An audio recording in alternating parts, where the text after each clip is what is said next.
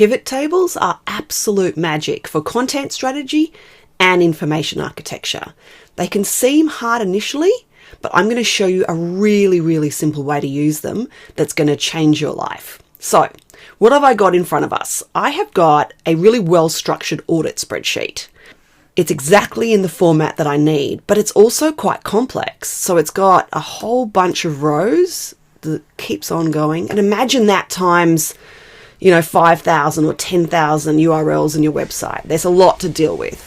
But I can see, okay, here's the URL, here's the content type, here's its readability score, and here's the owner.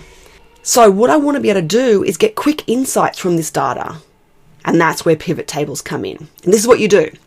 First of all, click on this top grey box in between A and 1 on the top left-hand side. All that does is select all the data in your spreadsheet, and then you go Insert, Pivot Table. It says, do you want a new sheet? Yes, please.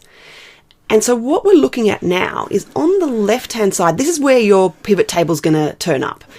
And here on the right, these are all the options that you can select from. So what I think I'd like to start with is content type. I just want to know what kind of content types I have in this website.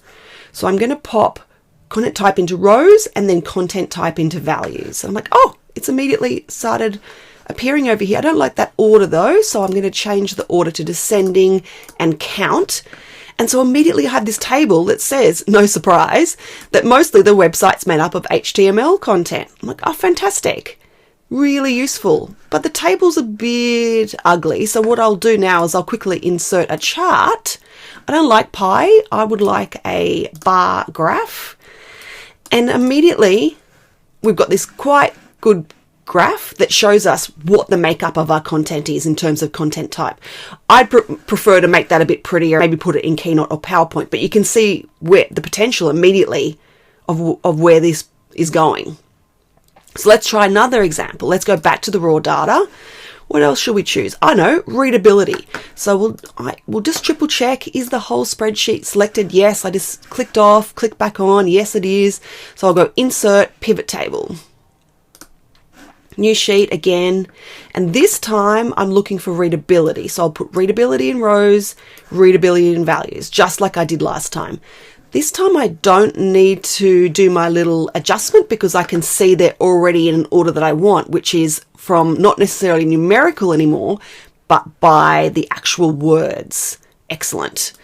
Ordered by words, I mean. I'm like, okay, let's insert a chart here as well. Again, not a pie chart. Oh, fantastic. So what we were looking at here is a whole bunch of data which is a bit hard to kind of figure out and understand where's the actionable insight, to here where we go, oh, great. I can now see that the majority of my content is in fairly easy or easy, but there is a little bit of opportunity over here. We've got some content that's rated as hard or fairly hard, so I'd like to understand why that is and dig into that.